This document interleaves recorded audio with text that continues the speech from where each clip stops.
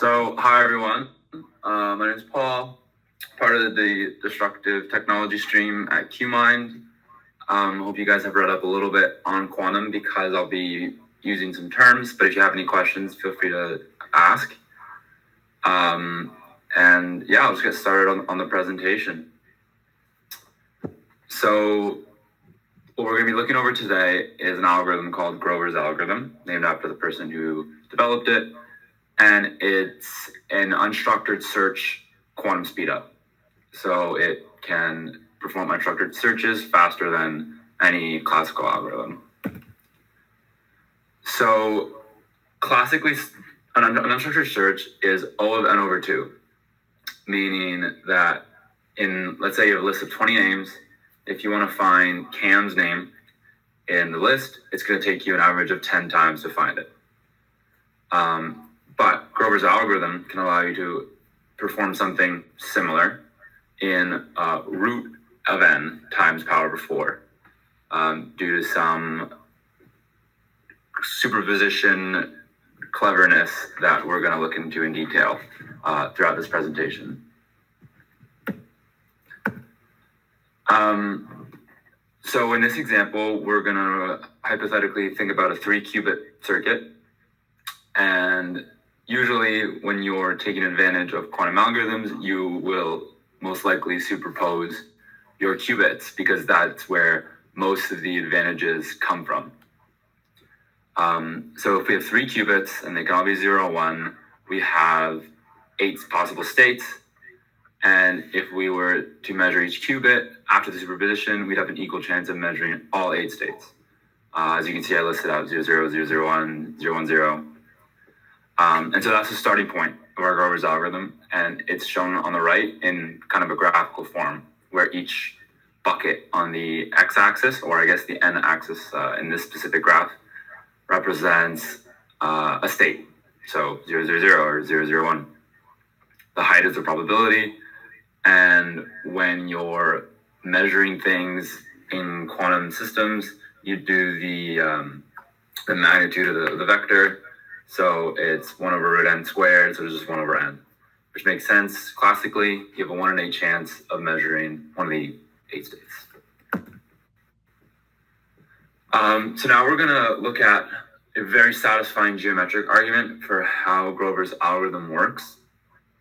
We use geometric reflections to move to a state that is closer to, and hopefully extremely close to, the target.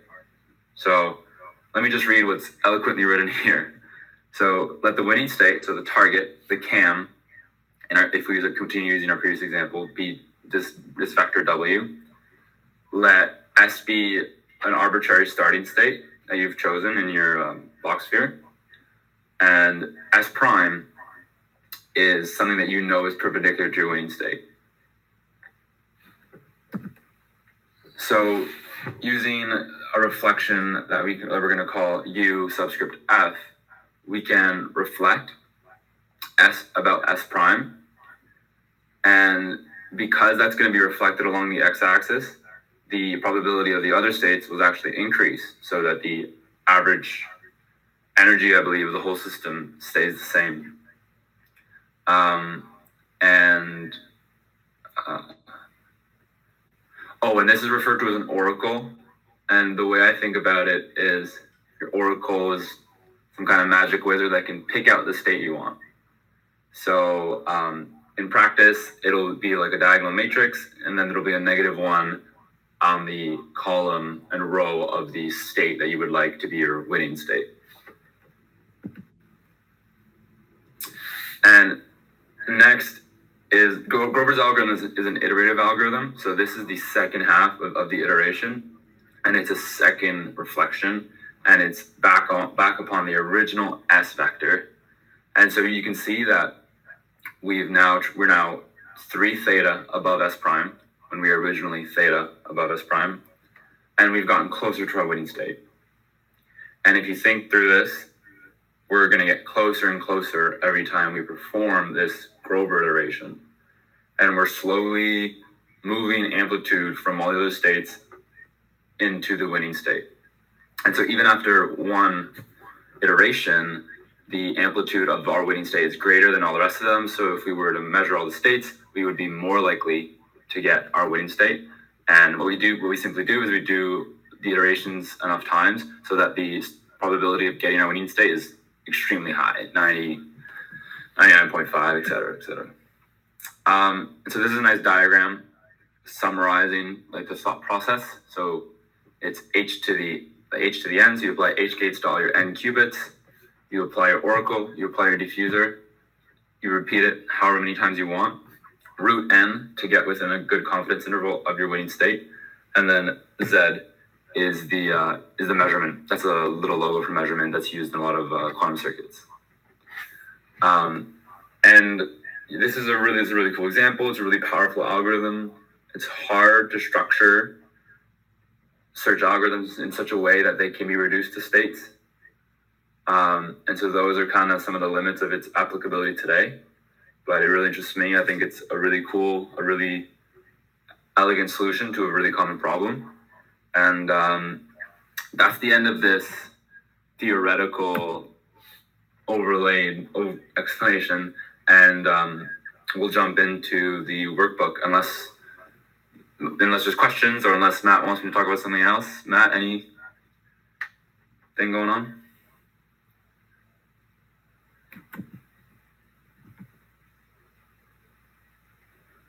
All right, I cannot see the chat, so I'm going to stop sharing my screen for a minute. Oh, Matt says looks good. Great. Okay. Yeah, so Matt just sent a link to the Jupyter notebook file, or not really Jupyter notebook. It's actually a notebook, and I'll be using it on IBM's Quantum Lab, but it should work on everything. So yeah, we'll hop into that. What's going on?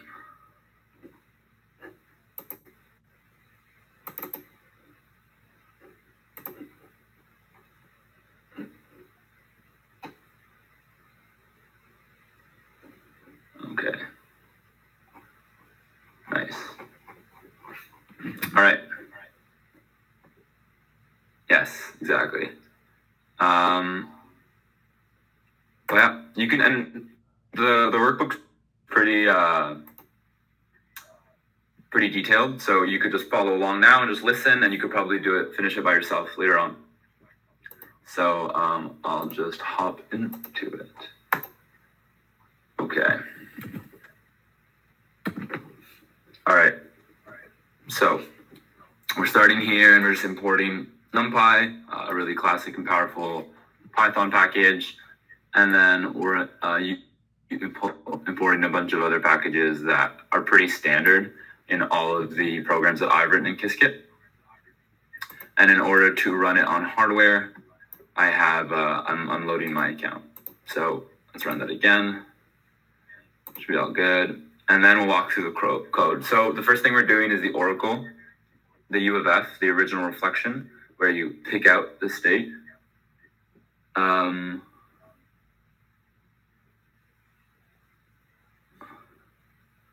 I think I was playing around with something here, but let's pick out, oh, sorry.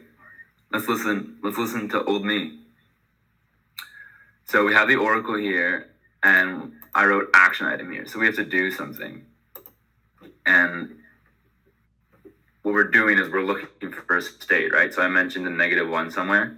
So using this 8x8 matrix, I can choose which state I want to make my winning state. And so let's make it 0, 0, 1. So let's make it this one. Yeah. And so that should be good. And we're making sure it's unitary, and this is a bunch of formatting stuff. So it looks really nice later when we draw circuits. Next, I have the second part of the circuit, the diffuser. So it flips it flips the state back up. So we're going to have a multi-controlled Toffoli gate, and we're going to reference 0.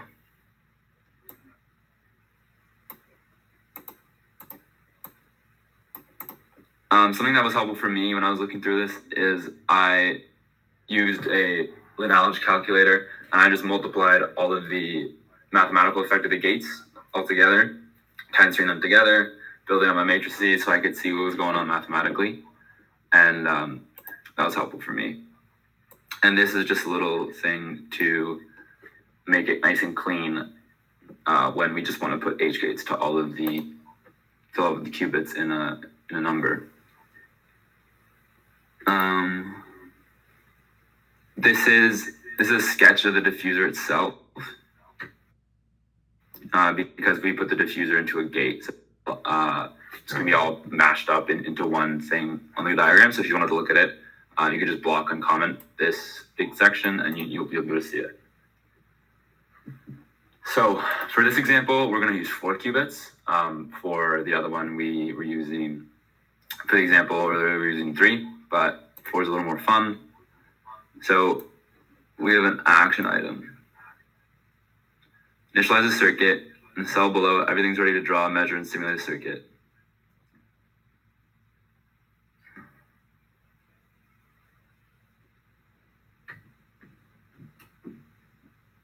What's going on? What did I do here?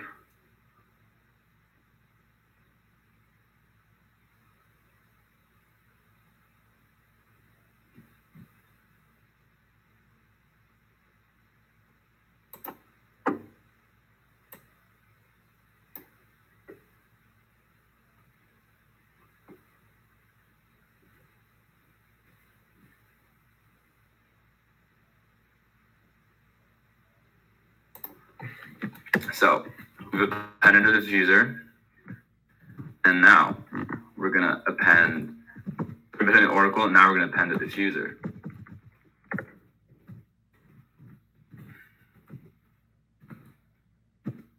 Two qubits, 0, 1, 2, 3.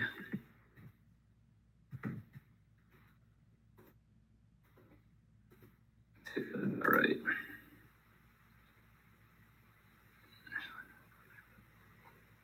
Oh, I have to run these.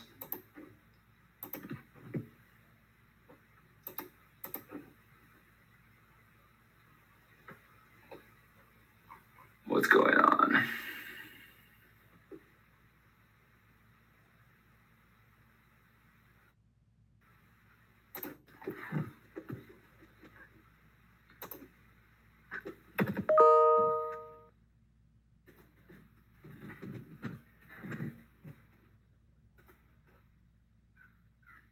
Nice. Okay, so we have our oracle and our diffuser, and we've done it once. So let's look at our amplitudes, and let's see how they're changing. Okay, still pretty chaotic, right? We should be picking out this state right here, 4, so 0, 1, 0, 0, and it's not looking great. So we're gonna add some more iterations, which means just adding another oracle and another diffuser.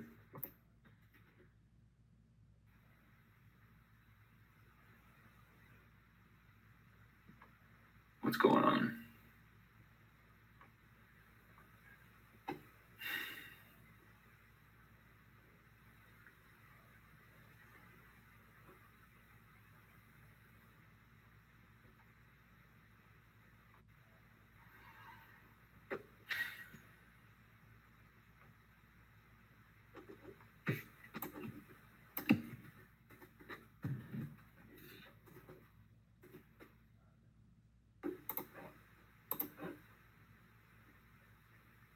All right, so interestingly enough, this is having the opposite effect that it's supposed to.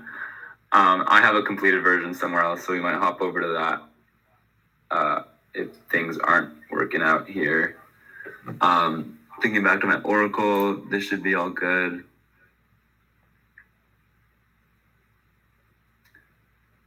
Yeah, not very sure what's going on. But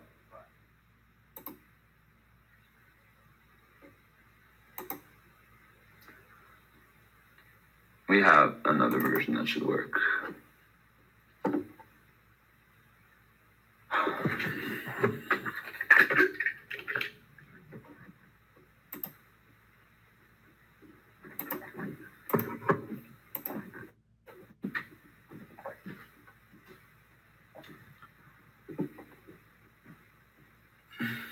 There you go.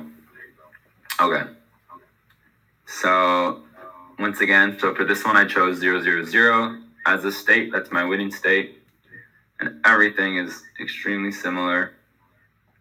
I have no idea what the difference between this one and the last one was. But sometimes computers complain. So we'll go back and fact of different amounts of Grover iterations.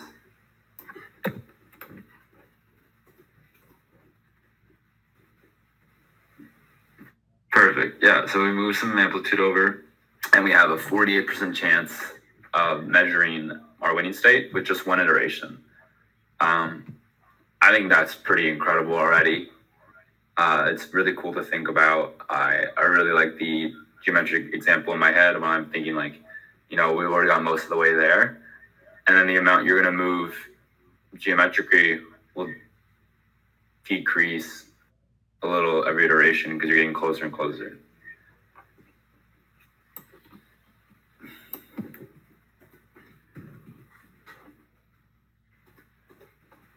We got 2 iterations now, Oracle diffuser, and we've doubled our chance, and now we're at 89. Thinking back to what I said earlier in the presentation, root n, we have 4 qubits, 16 states. Root 16 is 4, so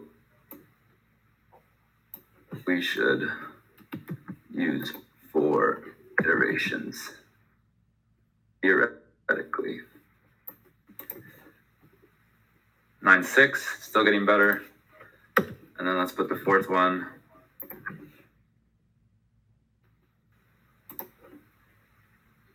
Five, 7, 7. So I said root n times power of 4, and so that decreases it a little. I think the number is closer to 3. And also at low numbers, there's just some shenanigans going on that I don't fully understand. So we're going to go back down to 3. And you can experiment with this a little and find out that it's actually periodic, because you can get close to your winning state and then you go past, but you can still keep doing geometric rotations and eventually you'll get back to a good probability. So I think that's something fun to play around with. Let me check the chat.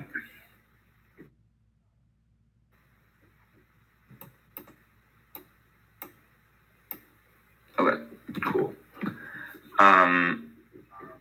And so, yeah, to be blunt, I have not been able to get this to function on hardware. And with a ton of work and diligence, I still have not been able to figure it out. But we can run through what testing things on hardware looks like.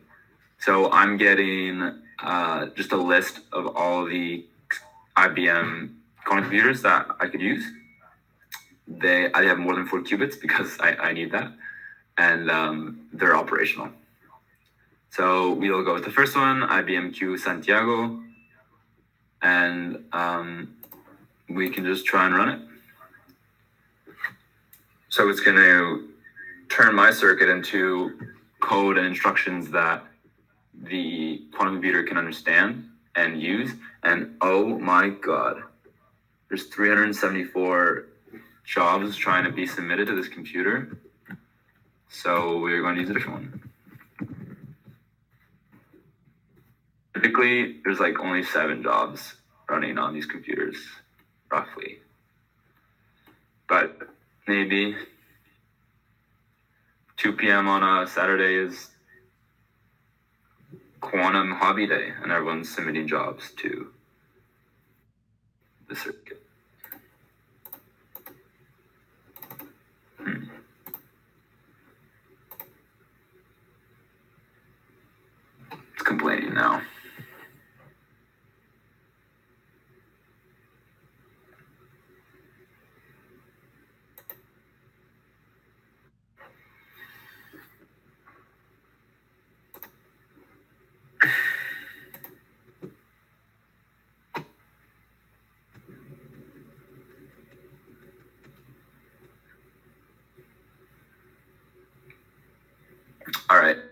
it's not happy with me. But yeah, that's the bulk of the presentation. I'm really happy to go over anything you guys would like. I'm looking at the chat right now, so you can unmute if you can. I'm not sure if you can, or you can just type a message in the chat, and I can go over a section of the presentation or go over some of the code, try and get this to run on hardware more diligently. Let's stop this. Job failed.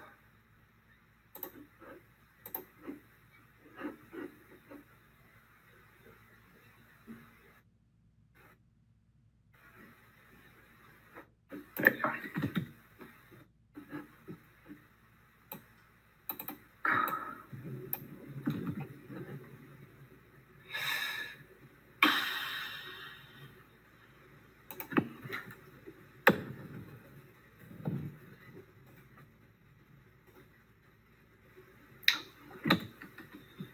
All right. And if there's no questions, I hope you enjoyed it.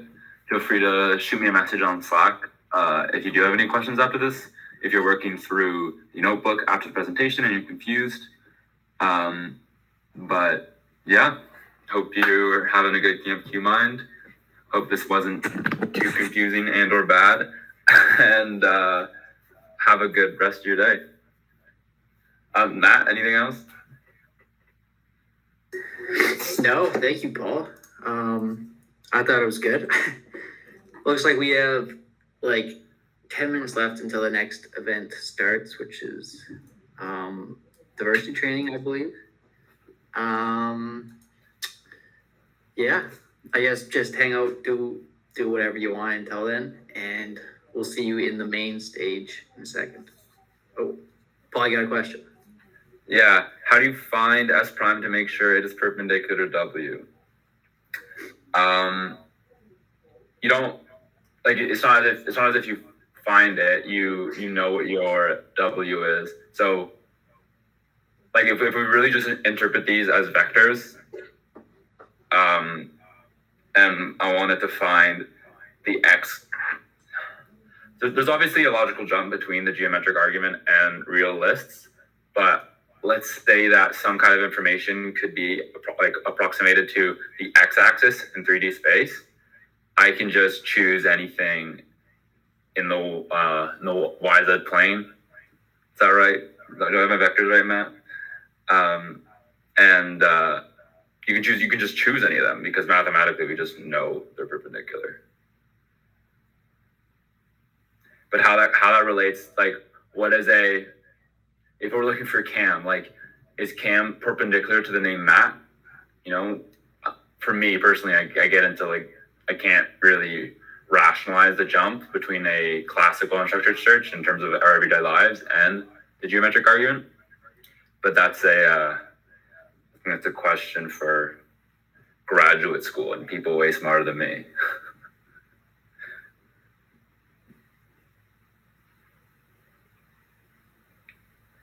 I put another source in the chat. It just goes through Qiskit's textbook section on Grover's algorithm. They might have your question in there. Yeah, most of the graphs pulled today are from this textbook. Highly recommend going through it.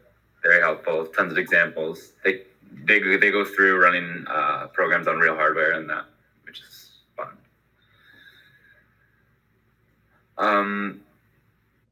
But yeah, hope you enjoyed it. I'll sign off so you guys don't feel guilty about leaving. How's that? Enjoy 9 minutes of break. See everybody.